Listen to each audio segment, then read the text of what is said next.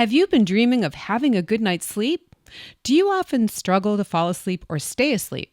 Are you tired of feeling groggy and unfocused in the morning? If so, listen up. Today, we'll be diving into the world of mindful movement and exploring how it can improve your sleep quality.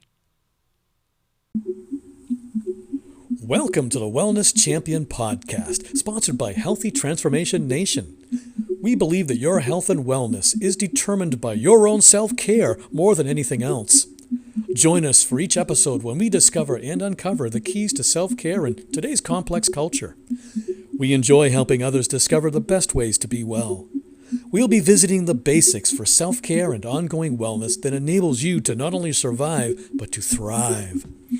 On the Wellness Champion Podcast, we'll be exploring the fundamentals of intentional breathing, your hydration, nutrition, intentional movement, and your wellness mindset.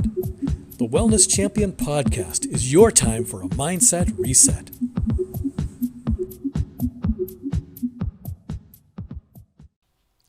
Hello and welcome to today's episode.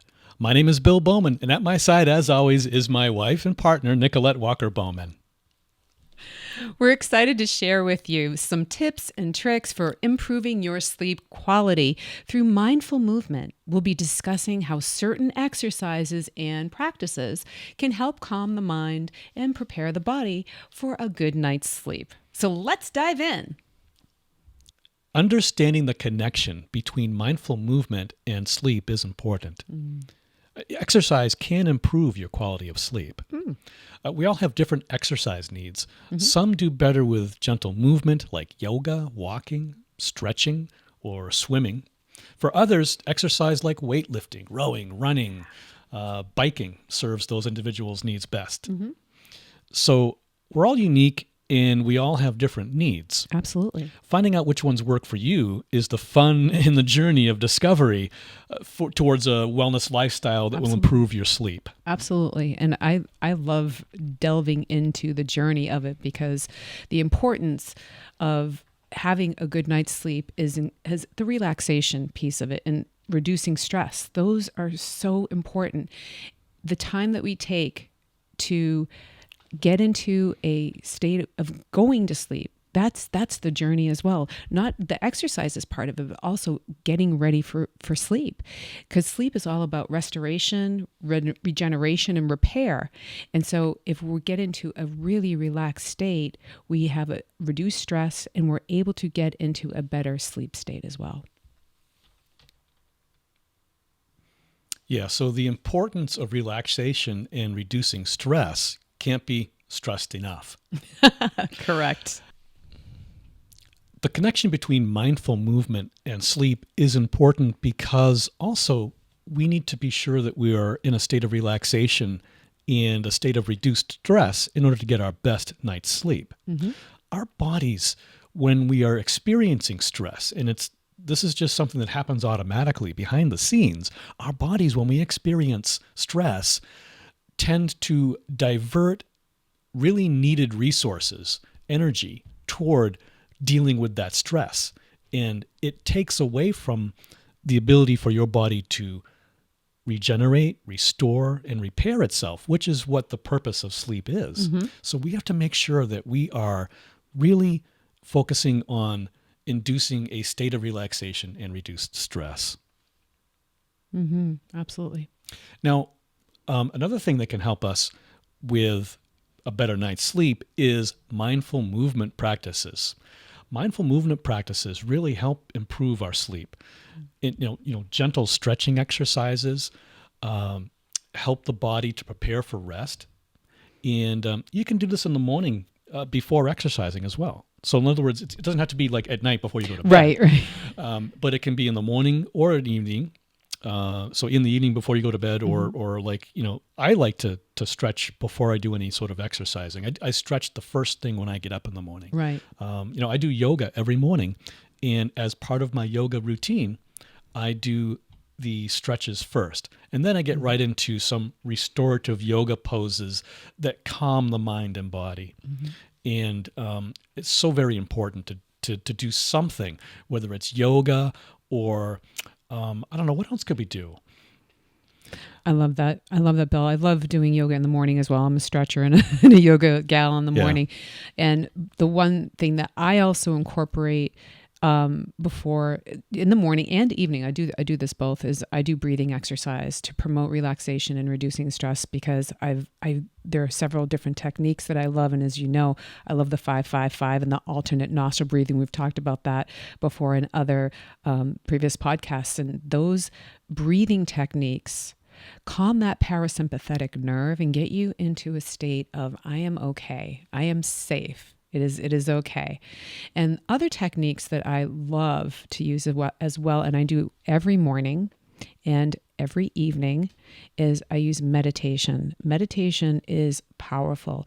It allows you to kind of go on a little journey in your mind if you want to, or you can set an intention about something that you really want to just release, let go, or work on within, and just have a peace about it and coming to a beautiful, calm space with it. So, and for me at nighttime, what am I thinking about? How my sleep is going to be. That's my intention. I set the intention that my sleep is going to be regenerative. It's going to restore and repair what I need within my body. And the other thing that you can use, I love to do this as well, is visualization. Visualization is a huge technique that I use to create what I want to bring forth in my world. So I know that if I want to have a great night's sleep, I'm literally visualizing me sleeping, resting, regenerating, having everything going through my body where everything's repairing itself. So using these other techniques is a powerful way to get a good night's sleep and get into that. It will also help you and aid you getting into that sleep using those techniques. Absolutely, yeah. And one thing that I do too is, like you said, as part of the visualization, I go that little bit of a step further, and I visualize myself the next morning after having a good night's sleep, being well rested. I set myself up in my mind that tomorrow morning I am going to spring out of bed, relaxed, rested, restored, rejuvenated, and ready to go. I love that, because for myself, I do the same thing. Yes. I didn't talk about it. I know, yeah. I'll set the intention about the time I want to wake up, literally to the time, and it works. Yeah, neither one of us use an alarm clock. You're right. We don't use an alarm clock wake anymore. up. That's right. We wake up and do. we get up and we have we start our day. And that's also a way of not having stress in the morning, because if you know you're going to bed and you have an alarm clock that's going to wake you up, there is an anticipation of that fight or flight feeling and energy coming in when that alarm goes off, because it's so startling to the body. It puts you in an immediate state of fight or flight, and therefore you're starting off your day stressed. That is so true. Yeah. And I think that for some people, they get a little afraid that they're not going to wake up without the alarm clock. So, for if that's you, what I recommend to you is just ease yourself into this. Try it on the weekend or something. It does take some practice. It does take some repetitive doing it to be able to get into that to that point where you are able to just simply wake up at the time you want to wake up the next morning, just by simply thinking about it. And that is a skill that Nikilette and I have developed over it took some time. Yeah. So give yourself some grace and time to be able to do that, and definitely don't sweat it, or don't get anxiety over that. So yeah. And I think that's a great suggestion on the weekends, because you can set an intention that like for us, we like to get up at 5 or 6 o'clock in the morning during the week, but on the weekends we like to sleep a little later. So if you want to set the intention that you want to wake up at 7 or 8 as opposed to 5 or 6 when you wake up during the week, and because you like to sleep in, I know I do, then just do that and practice on the weekends like Bill suggested. And I think that that's a great way of getting your provided that you don't have like a 2-year-old or the puppies or something jumping on your bed at 7 a.m. But whatever. that's a whole different subject. Right, so. Exactly. So speaking of which, we were just talking about how you set yourself up for the next day. Correct. That evening. So incorporating a really good mindful movement into your bedtime routine is a good idea. You can kind of create a relaxing environment in your bedroom. Yes. And Lights. I like doing the lights. I like to have dim lights in our bedroom. We have 2 lights that are very, very dim. So it sets the tone to start getting into a place of relaxation. It's setting the tone that we're ready to now get into that relaxation time and getting ready for sleep. Yeah. And again, these are movements. That thing that you're doing to create that relaxing environment is your routine movements that you make to begin your sleep cycle. And one thing also that you can do is do it consistently. Oh my gosh, yes. Just establish a schedule. I agree with that. And your body will be waiting for it. This is what I tell clients all the time. Get in a sleep schedule, because I see so many people that will go to bed at like 12, 1, 2, 3 in the morning, and then they got to get up at 8. It's like that is so outside of our natural rhythm cycles that we have as humans. We're actually supposed to rise with the sun and go to sleep with the dark. That's kind of how it is. But of course, our lifestyles are different, and we've changed things a little bit. And if you think about sleep back in the old days, it wasn't like you're going to sleep when the sun goes down specifically.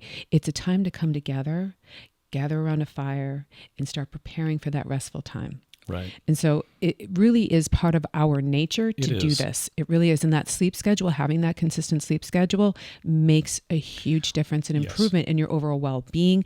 The time that you're sleeping, you're getting the amount of sleep that you need, and you also feel that regenerative, restorative, and repair. And much like, I don't know, I was going to say much like Pavlov's dogs, when you start engaging yourself into those evening routine movements, your body is going to start anticipating that sleep and being ready for it. Just as you do it each night over and over again, your body's going to become more and more accustomed to that. And you'll find that the more you do it, the more likely you are to just simply fall right asleep as soon as you get into bed, because you've been doing it repetitively over and over again. Your body's used to it. Your body's waiting for it. It's ready for it. It's like, okay, time to go to sleep now. Good night.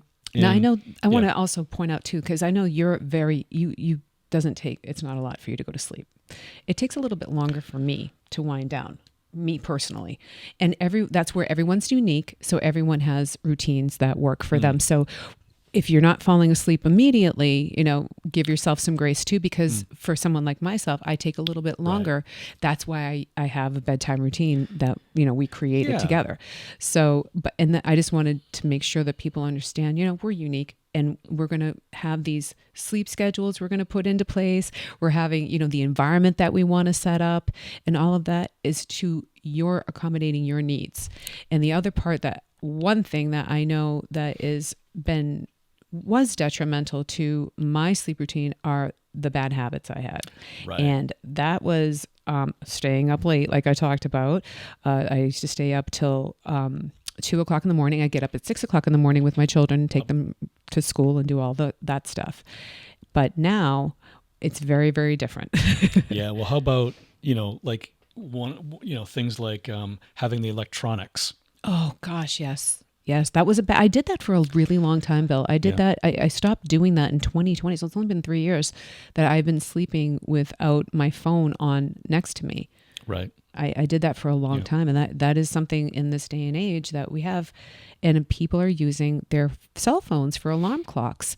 And again, get off the alarm clock. You don't need to have the cell phone. And a little hint here, most cell phones, most smartphones now, let's say that you do want to have your phone on for emergency purposes, like that maybe someone might contact you if they need help or something, like a relative or something who you provide care for. Most smartphones today give you the ability of setting up certain contacts that are allowed to ring through when you're on Do Not Disturb. Correct. So you can set it up for Do Not Disturb, and then allow those certain phone numbers to ring through in case they need to. But the rest of it, just leave it alone. The social media, all that stuff, just shut it down. Absolutely. I totally agree with that. That's a great one. And if you feel that you need to have your phone on at night, then we recommend putting it in the bathroom or another room where you're not sleeping, but you could still hear if you had a phone call come in. Right. So when you put all this together, you've got a bedtime routine that'll incorporate mindful movement practices and help your body get used to getting ready for bed. Yes. And so improving your sleep quality has numerous benefits over your health and well-being. We've talked about that. Mm-hmm. It sure does. Incorporating mindful movement into those practices, into your bedtime routine, can help prepare your mind and body. Propine. Hey, why not? Prepare your mind and body. That's a new word, propine. Propine, yeah. For a good night's restful sleep. Yeah. And so we suggest tonight, try incorporating some of the practices we just discussed and see how they work for you. And have some sweet dreams. Absolutely. I'm looking forward to a great night's sleep tonight. So we are encouraging all of you to go to htnforyou.com and download our bedtime routine. It's a great way to get started on your journey toward a wonderful, restful sleep. Sweet dreams.